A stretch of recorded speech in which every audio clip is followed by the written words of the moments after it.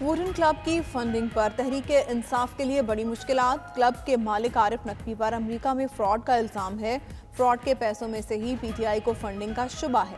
عارف نقوی کی برطانیہ سے امریکہ کو حوالگی کا امکان۔ ابراج گروپ سوئی صدن کا بھی 78 ارب روپے کا نادہندہ۔ وزیر اعظم نے مبینہ طور پر ڈی جی ایف آئی اے کو کیس دبانے کا کہا، انکار پر ہٹا دیا۔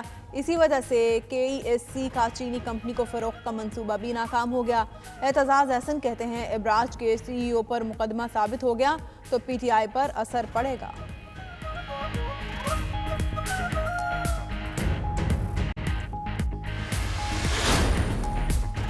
اپوزیشن کی منی بجٹ کی منظوری روکنے کی تیاریاں۔ شہباز شریف نے پیر کو تمام اپوزیشن جماعتوں کا اجلاس طلب کر لیا۔ بلاول بھٹو، امیر حیدر ہوتی اور دیگر جماعتوں کے پارلیمانی لیڈرز کو شرکت کی دعوت۔ ذرائع کے مطابق بلاول بھٹو اور شہباز شریف کی ملاقات بھی متوقع ہے۔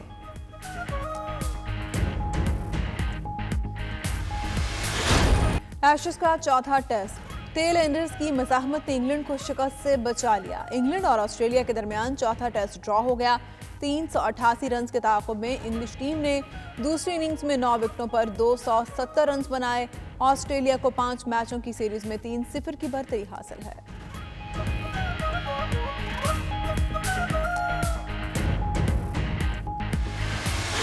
Melbourne Open tennis tournament Spain کے ٹینس سٹار رافیل نڈال کے نام۔ رافیل نڈال نے فائنل میں امریکہ کے میکسم کریسی کو اسٹریٹ سیٹ سے شکست دے دی۔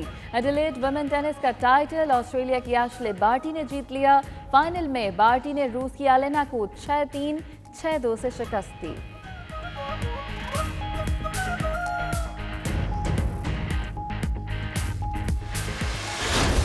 خاندان کو متحد رکھنے کی جدوجہد طویل جنگ میں تبدیل۔ ہالی ووڈ کی ایکشن اور تھرل سے بھرپور فلم ایواتار 2 کا آفیشل ٹریلر جاری۔ فلم رواں برس 16 دسمبر کو دنیا بھر میں ریلیز ہوگی۔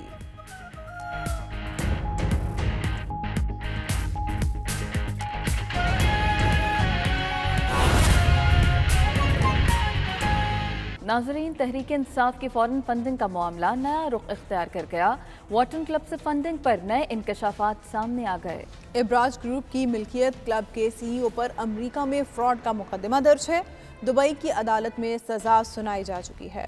تحریک انصاف کی فارن فنڈنگ کا معاملہ گھمبیر ہو گیا۔ مویٹن کرکٹ کلب کی $2.1 ملین کی فنڈنگ پر نئے انکشافات سامنے آ گئے۔ کلب ابراج گروپ کی ملکیت ہے، جس کے سی ای او عارف نقوی پر امریکہ میں $1 ارب کے فراڈ کا الزام ہے۔ امریکی سرمایہ داروں اور پینشرز کا پیسہ خرد برد کرنے پر عارف نقوی امریکی عدالتوں کو مطلوب ہیں۔ ایف بی آئی کو خدشہ ہے کہ فراڈ کے ذریعے کمائے گئے $1 ارب میں سے ہی پی ٹی آئی کو ہی فنڈنگ کی گئی، جس کی تحقیقات ممکنہ طور پر ایف بی آئی بھی کر سکتی ہے، جو یقینی طور پر تحریک انصاف سے بھی تحقیقات کے لیے آئے گی۔ عارف نقوی کا اس وقت برطانیہ کی عدالت میں ٹرائل ہو رہا ہے۔ برطانیہ کی ذیلی عدالت اور ہوم ڈپارٹمنٹ عارف نقوی کو امریکہ کے حوالے کرنے کی اجازت دے چکے ہیں۔ عارف نقوی امریکہ منتقلی اور ٹرائل نہیں چاہتے، اس لیے ان کی اپیل برطانوی ہائی کورٹ میں زیر سماعت ہے۔ کیس میں ابراج گروپ کے 5 میں سے 1 بھارتی اور 1 مصری ڈائریکٹر پہلے ہی وعدہ معاف گواہ بن چکے ہیں۔ ابراج گروپ نے امریکی انویسٹرز کے $14 ارب میں سے $1 ارب کا فراڈ کیا تھا، جس کے الزام میں عارف نقوی امریکہ سے فرار ہوئے تھے۔ عارف نقوی کے ایک عزیز نے $67 ملین پی ٹی آئی کو دیے۔ ابراج گروپ کے ای ایس سی کے ذریعے سوئی صدرن کا بھی 78 ارب روپے کا نادہندہ ہے۔ ذرائع کے مطابق سابق ڈی جی ایف آئی اے بشیر میمن نے دعویٰ کیا ہے کہ وزیر اعظم عمران خان نے ڈی جی ایف آئی اے کو کیس دبانے کے لیے ہدایات دی تھیں۔ ڈی جی ایف آئی اے کے انکار پر کے ای ایس سی کا چینی کمپنی کو فروخت کرنے کا منصوبہ ناکام ہو گیا۔ بشیر میمن نے دعویٰ کیا کہ اس پر عمران خان ناراض ہو گئے اور انہیں عہدے سے ہٹا دیا تھا۔ اس طرح عارف نقوی کا مقصد پورا نہیں ہوا۔ اس پر عارف نقوی برطانیہ گئے، جن کو ہیتھرو ایئرپورٹ پر گرفتار کر لیا گیا۔ دبئی کی عدالت بھی عارف نقوی کو $381 ملین کے فراڈ پر سزا سنا چکی ہے۔ رہنما پیپلز پارٹی اور سینئر قانون دان اعتزاز احسن کہتے ہیں اگر ابراج سی ای او کے خلاف مقدمہ ثابت ہو جائے تو تحریک انصاف پر بھی اس کا اثر پڑے گا۔ یہ بھی دیکھنا ہوگا کہ فورن فنڈنگ ثابت ہونے سے پارٹی سربراہ نااہل ہو سکتے ہیں یا نہیں۔ قانون جو ہے یہ بڑا بے لگام کا قانون ہے۔ بالکل فارن فنڈنگ پر پابندی ہونی چاہیے، لیکن فارن فنڈنگ کس قسم کی ہے جس کی باعث پارٹی کو تحلیل کیا جا سکتا ہے یا پارٹی کے جو افسران ہیں عہدیداران ہیں ان کو ڈسکوالیفائی کیا جا سکتا ہے۔ اس پہ بڑا اسپیسیفک ہونا پڑے گا اور سب جماعتوں کو مل کے سوچنا پڑے گا، ورنہ سب جماعتیں خسارے میں رہیں گی سیاسی طور اعتبار سے۔ تو یہ فنڈ دیکھنے ہیں، ان کا پرپز دیکھنا پڑے گا، ان کی سوچ کو پوری طرح جا کے، صرف یہ نہیں کہ ایک فورن چیک آ گیا فورن کرنسی میں، لیکن ان سب کو جا کے بہت ساری چیزوں کو دیکھنا پڑے گا، اس کے بارے میں رولز بننے چاہیے، ضابطے بننے چاہیے۔ اب کوئی اگر غیر پاکستانی نہیں، جس کا گھر گاؤں سب کچھ یہاں ہے، کسی کی امداد کر دی ہے پارٹی کی تو وہ تھوڑی سی رقم سے تو وہ ساری پارٹی گئی، یہ تو نکالنا پارٹی کو قلعدم کرانے کا سب سے آسان طریقہ ہوگا۔ برمنگھم میں پاکستان اور آزاد کشمیر کے علاقوں میں ایجوکیشن پر کام کرنے والی فلاحی تنظیم سپر ہینڈز کے منتظمین کی پریس کانفرنس میں مکمل ہونے والے پروجیکٹس اور آئندہ کے لائحہ عمل کا اعلان کیا گیا۔ اسکولوں سے فارغ التحصیل طلبہ کو کالجز اور یونیورسٹیز تک سپانسر کرنے کا فیصلہ بھی کیا گیا۔ رپورٹ کر رہے ہیں Abid Kazmi. Chairman super hand charity برطانیہ بیرسٹر عبدالقیوم چودھری کا کہنا تھا کہ ہم گزشتہ 10 سالوں سے سپر ہینڈ چیریٹی کے زیر اہتمام پاکستان اور آزاد کشمیر میں فری اور معیاری ایجوکیشن پر کام کر رہے ہیں، جس کے تحت 5 اسکول قائم کیے ہیں، کیونکہ پاکستان میں امیروں کے بچے اچھی ایجوکیشن لے کر بہتر روزگار حاصل کر لیتے ہیں، لیکن غریب کا بچہ غربت کی وجہ سے کوالٹی ایجوکیشن حاصل نہیں کر پاتے۔ ہمارے اسکولز میں پڑھنے والے بچوں میں بہت ٹیلنٹ ہے، ہمارے اسکولوں کے بچے انگلش اور عربی میں گفتگو کرتے ہیں۔ اب ہمارے پاس 2 ہائی اسکول، 2 مڈل اسکول اور ایک پرائمری اسکول ہے۔ ہم 8 سال سے بچوں کو عربی پڑھا رہے ہیں اور وہ بچے جو ہیں عربی میں بات چیت کر سکتے ہیں ماشاءاللہ، اور اسی طرح ہمارے بچے انگریزی فرسٹ کلاس بول سکتے ہیں، اور انشاءاللہ جب یہ جائیں گے پریکٹیکل لائف میں تو انہیں بہت فائدہ ملے گا کہ یہ دونوں زبانیں جانتے ہیں۔ ایک اسکول جو ہے، جو ہائی اسکول ہے، وہ دینے میں ہے، دوسرا اسکول اسلام گڑھ میں ہے، وہ بھی ہائی اسکول ہے۔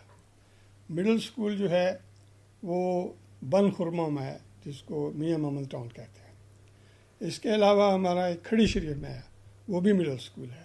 جاتڑا میں ہمارا جو ہے وہ پرائمری اسکول ہے۔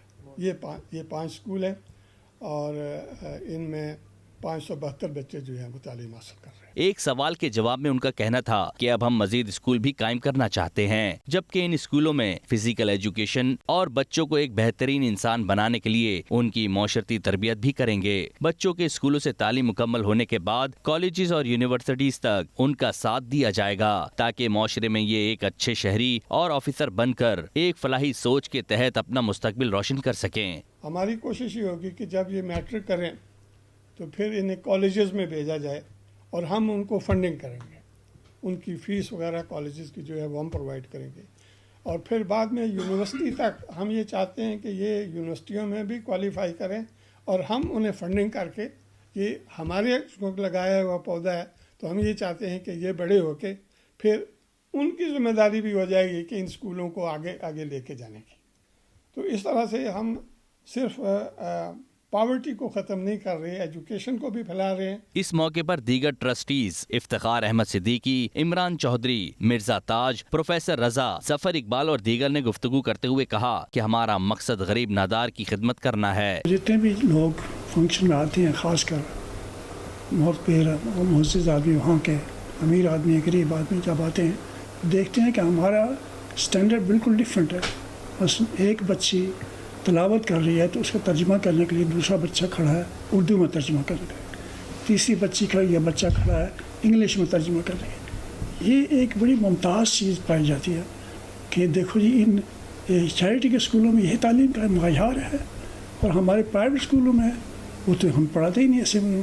ہمارے اسکولوں میں Arabic language, English language, Urdu is very compulsory plus other subjects as a government requires. ہمارے جتنے بھی ساتھی ہیں ان کا ذاتی جو ہے اس میں کسی قسم کا کوئی انٹرسٹ نہیں ہے، ماں سوائے کہ پاکستانی جو غریب بچے ان کی مدد کریں، اپنی جیب سے خرچ کرتے ہیں سب لوگ، جیسے وہ برسٹر صاحب نے فرمایا، ایک پائی جو ہے پینی ہم جو پیسے لوگ دیتے ہیں وہ اس میں ہم اپنے لیے خرچ نہیں کر سکتے، وہ صرف اسکول کے بچوں کے لیے۔ دوسری بات یہ ہے کہ یہ میسج جو ہم دینا چاہتے ہیں ہم ہر آدمی کو، کہ پوری دنیا میں ابھی چیریٹیز لوگ کام کر رہی ہیں، آپ سب لوگوں کا فرض ہے کہ ہر چیریٹی کے متعلق آپ جو ہے نا وہ چھان بین کریں کہ فنڈنگ کیسے ہوتی ہے، خرچ کہاں ہوتے ہیں، تاکہ آپ سب کو پتہ چلے کہ چیریٹی کے فنڈ جو ہیں لوگ وہ اسکولوں پہ کتنا خرچ کرتے ہیں، جیب میں کتنا جاتا ہے اور اپنے خرچ کتنے کرتے ہیں۔